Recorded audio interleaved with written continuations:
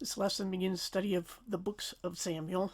There's two books. The first one focuses on the prophet Samuel and the first two kings of Israel, Saul and David. And in this lesson today, we'll cover from Samuel's birth to Saul's downfall. Excuse me. The account of the prophet Samuel begins with Elkanah and his two wives. Not surprisingly, the two wives don't get along because one is fertile and the other is barren. We can assume there was always competition among wives in polygamy, which is why it's such a bad idea for anyone to have more than one spouse. But as always, God works through and around people's poor judgment and character flaws and social institutions. So every year, Elkanah would take his family to Shiloh to worship God, which is where we're introduced to the two sons of Eli the priest, Hophni and Phinehas. At least that's how I've always heard it pronounced. But remember those names, they'll come up again later. But though Elkanah tries to pacify the barren wife, Hannah, with double portions of food since he loved her the most, and we all know how that sort of thing has worked out in Israel's history, she's still miserable because the fertile wife keeps mocking her for being childless. And the husband just doesn't get it, of course, but on one such trip to Shiloh, Hannah weeps bitterly to God about this, and she vows to God that if he gives her a child, she'll dedicate him to God in a similar way that Samson was, who never drank wine or cut his hair. But she's praying in her heart and only moving her lips, and so Eli the priest sees her and presumes that she's drunk. So she explains that she's just crying out to God in anguish, and then he hopes that God grants her request. So she and the rest of the family go home, and after that time, God grants her prayer, and then later she gives birth to Samuel. But when the time comes to return to Shiloh, Hannah remains behind to finish weaning him, and then she will take him there to Shiloh to stay permanently in God's service. Now, down in, let's see, that was around verse 19 when we got to that part. So now we're going to go to chapter 2. Sorry, I forgot to scroll the screen while I was reading through that. And this prayer is here, and this is pretty much a taunt against Hannah's rival wife, seeing that it's all about humiliating the proud and elevating the humiliated. This is how God works, the opposite of society's norms. So God is once again choosing the lowly and despised. And then down in verse 12, we see that the narrative turns briefly to Eli's two wicked sons who were abusing their positions as priests. And then down in verse 18, it turns back to Samuel, whose mother would bring him new clothes every year when they all came to sacrifice. And Eli pronounces a blessing on Hannah for God to give her more children because she honored her vow and gave him up. He was her firstborn. And so God does. And then in verse 22, it's back to Eli's wicked sons, who don't only have been robbing people's sacrifices, but also, at least in the Hebrew text, they were sexually assaulting the women who served at the temple. Eli was old and didn't even know what his sons were doing until other people told him. And God, at this point, has already decided that the sons will die for their wickedness. So now let's go down to verse 27. And God sends someone to confront Eli about his failure to discipline his sons after he was told, which meant he was valuing them more than God. So God curses Eli with premature death on all his descendants, beginning with the deaths of both his sons on the same day. On top of that, his descendants will, from then on, forever beg crumbs from the family of the one God will raise up to replace him. Meanwhile, we come down to chapter 3. Samuel grows up and has a reputation of being a godly man, though messages from God had become rare by then. And one night, Samuel hears a voice calling to him, so he assumes it's Eli and goes to see what he wants. But Eli just tells him to go back to sleep, and then it happens again. But by the third time, Eli finally realizes that Samuel is being called by God. So he tells him how to respond the next time God speaks to him. And down in verse 11, God gives him a message that is basically repeating the curse on Eli and his family line. But Samuel is afraid to tell him, so he just waits till morning, and then, of course, Eli demands to know what he was told. And though the curse did not take place that very day, Samuel was becoming known through Israel as a prophet of God, and it was just going to be a matter of time. So then down in chapter 4, the curse is starting with the Philistines, a familiar name from our study of Samson. And they go to battle with the Israelites and begin to defeat them. So the Israelites decide to bring the Ark of the Covenant to the battlefield. And that also meant that Eli's sons would go with it. So God is working behind the scenes. But down in verse 5, it's obvious that bringing the Ark out to the battlefield doesn't do Israel any good, as if the Ark could be used as a talisman. A talisman was kind of like a magic charm that various religions would use and societies would use to bring them good luck. And that's how Israel was using the Ark, not as it was meant to be. So it's captured by the Philistines, and Eli's sons are killed in battle. So stage 1 of the curse is complete. Then down in verse 12, what goes a little too far to sometimes. Meanwhile, Eli has been sitting in a chair by the road waiting to find out the fate of the Ark, but apparently not his sons. He's always concerned about the Ark and not so much about his own children. When a runner comes with news of the battle, and after telling him about his sons and the Ark, Eli falls backward, especially at the news of the Ark. He falls backward off his chair and breaks his neck, and so he died the same day as his sons. When one of his daughters-in-law heard about this, as we can see down in verse 19, she goes into labor and gives birth to a son, and then she dies. So it's all unraveling in a hurry.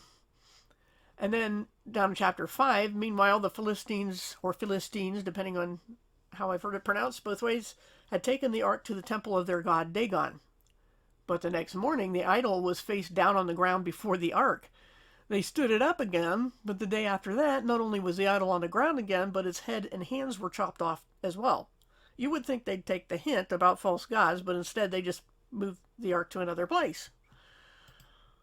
But down in verse 8, we can see that sores break out on the people in the city where they took the Ark, so the Ark gets moved again, but the people there aren't dumb enough to accept it. So it's moved again, and after 6 months of this, if we come to chapter 6, after 7 months of this, rather, they consult their soothsayers to find out how to get Israel to take it back. They don't even want it anymore. Their advice includes familiarity with what God had done to Egypt. So this was well known.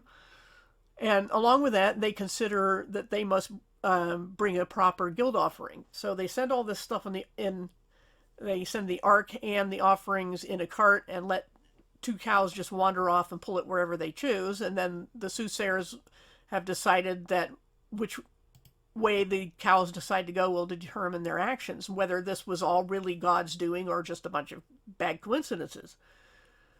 So down in verse 16,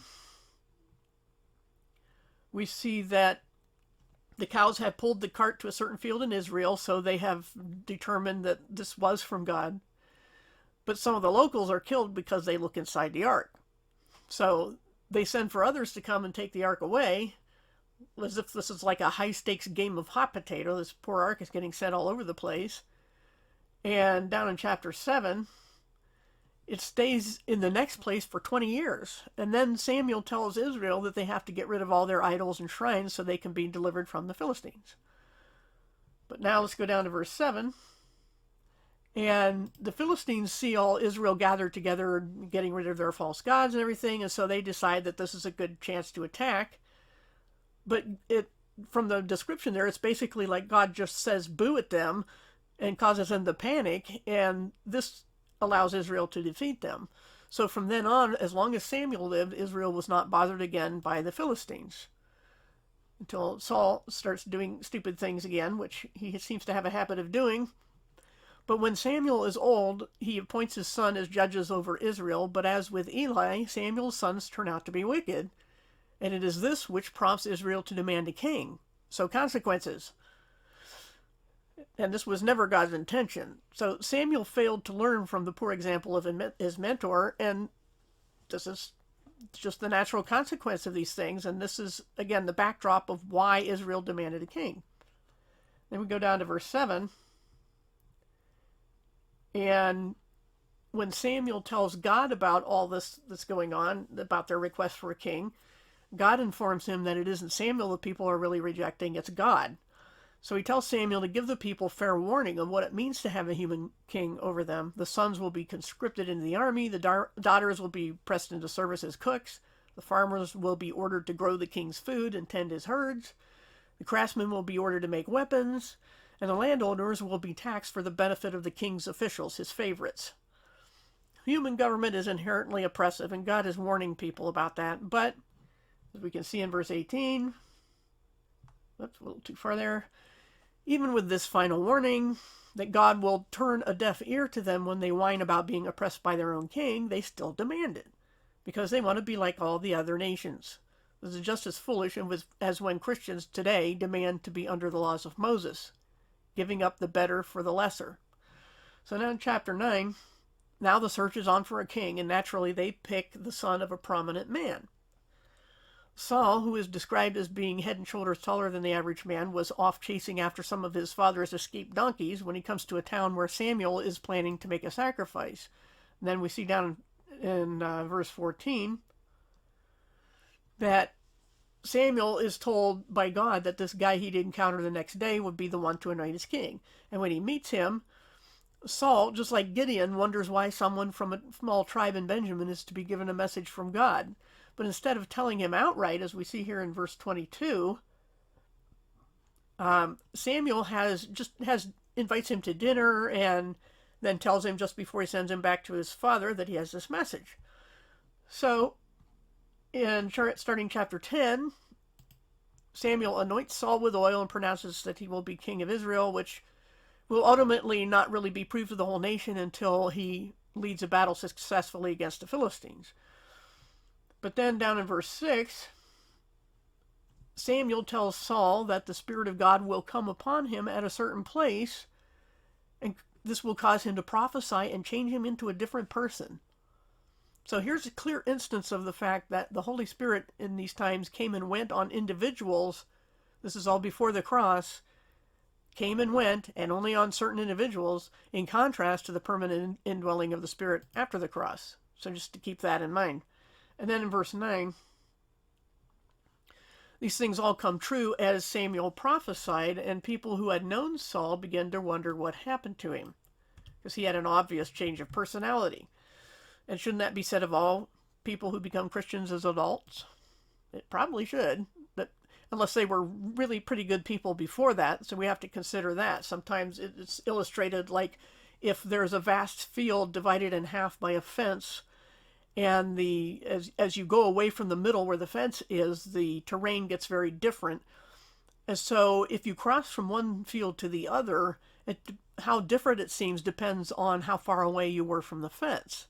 And so it is with people being quote-unquote saved that a person who was very wicked will notice a much bigger, obvious change in their habit and their life than someone who was pretty good to begin with by anybody's observable standards. So then down in verse 16, finally Samuel gathers everyone together to tell them that they finally had their precious king instead of direct rule by the God who had rescued them from Egypt. So guilt trip. And it seems clear from this choice of Saul that God is going to teach them a lesson. But as we can see down in verse 21, when it comes time to present Saul to them, he had hid himself in fear. This is their king. They had to drag him out of hiding, which should have been their first clue that this demand of theirs was a bad idea. But no, in spite of having to drag him out of hiding, they all shout, "Long live the king," like prisoners cheering a new cowardly warden. It makes no sense, but that's what people do. And they don't learn from other people's mistakes. So down in verse 8 of chapter 11, I think that's where I wanted to go, unless I had the wrong thing here. I think I've got it right. That Samuel's first battle as king is to wipe out the army of the Ammonites who were threatening them. And after the battle, they celebrate by formally establishing him as a king. But then, back to Samuel, who is near the end of his life, we see in chapter 12 that he recounts the pathetic history of Israel's cycle of rebellion, oppression, and restoration. But God will be with them anyway if they follow him, in spite of demanding this king. But if not, and really when not, they will be punished again. So the same thing, lather, rinse, repeat from Israel's history. This is just another round of that. And then chapter 13, we see that this king they just coronated provokes the Philistines. The first thing he does. as if he had a stick in his hand and couldn't resist striking a hornet's nest with it. So now he's confronted by an army much larger than his own, so he does what he's best at, hide in a cave and call for help. And then in verse 9, he sends for Samuel, but gets impatient and makes an offering without him. And when Samuel sees what he did, he tells him how stupid that was, because God requires someone loyal and faithful. So Saul will have the kingdom taken away and given to someone not of his family line, but these things take time. And we also see in this passage the name of Saul's son, Jonathan, and he will turn out to be best friends with Saul's replacement. So what could go wrong? And because of Saul's foolishness, the Philistines had made sure that Israel had no blacksmiths to make weapons, so only Saul and Jonathan are left with any kind of weapon, with swords. So then we go down to 14 in verse 9.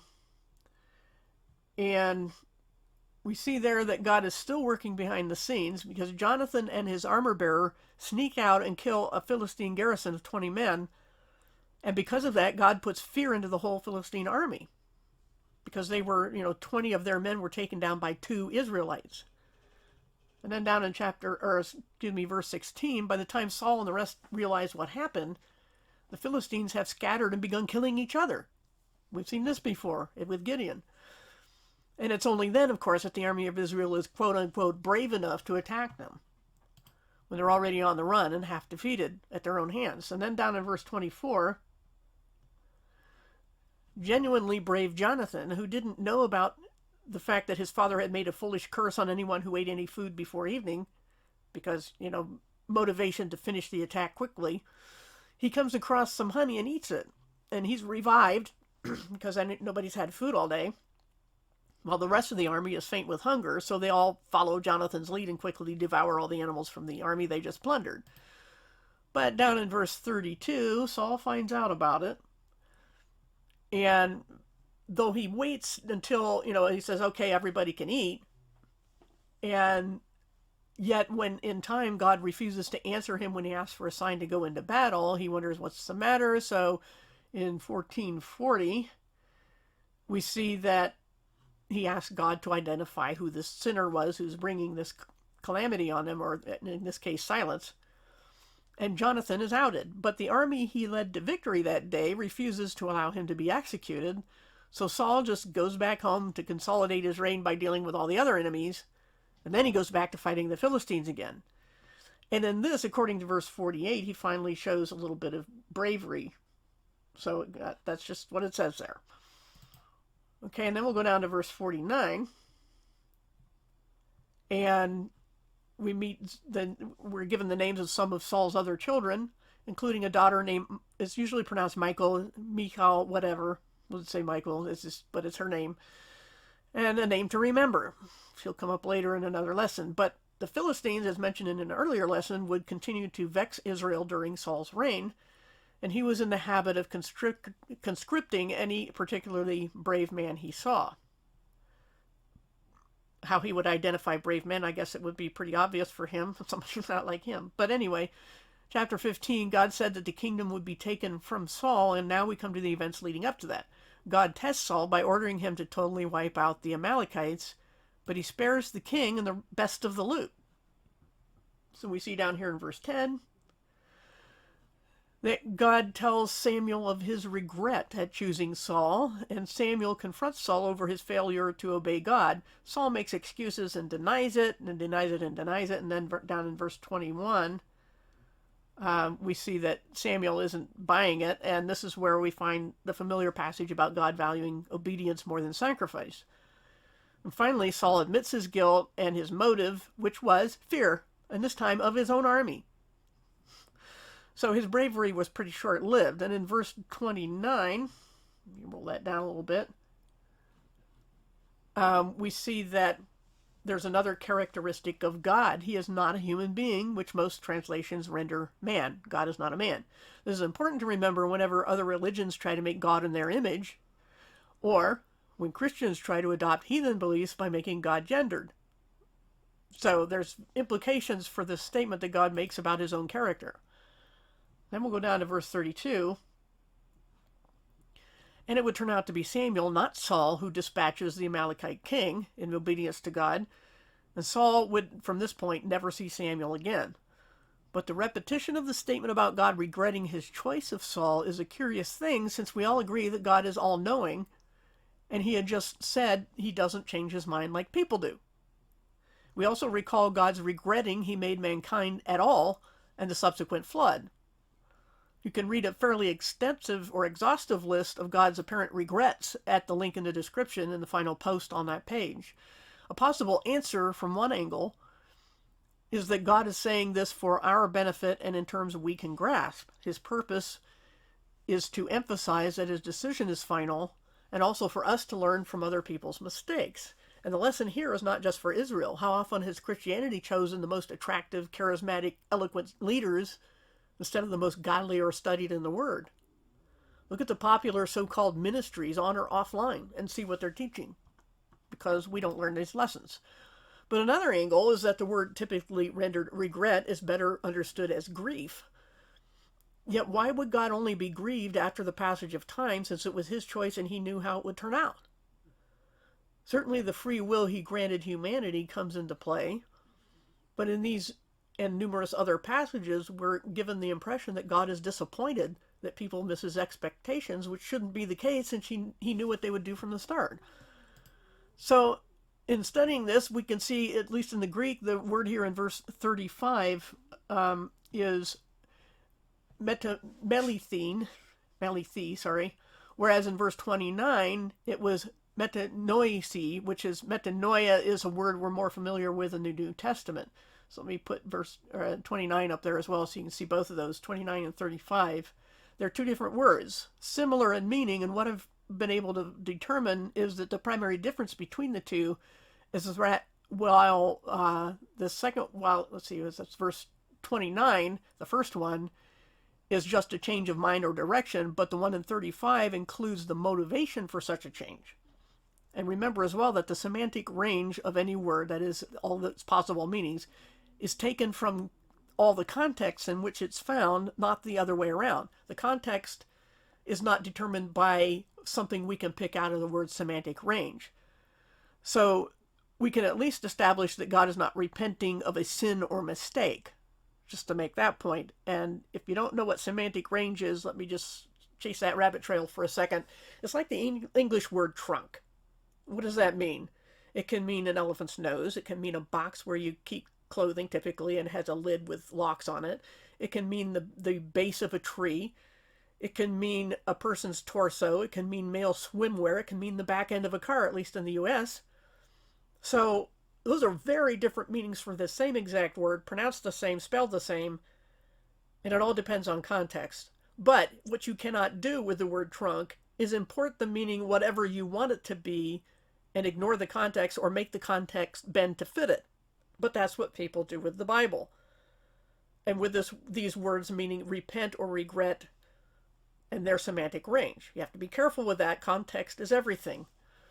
And then because of the context, wherever we learn anything about God, we know that God is not sinful. There is no sin in him. He is the definition of not sin. And he doesn't make mistakes. So how do we reconcile verses 29 and 35? In my opinion, the solution is that while God never changes his plans, he often changes our instructions at various points in time. This is the outworking of a paradox between his sovereignty and our free will, a paradox that Calvinism does not understand.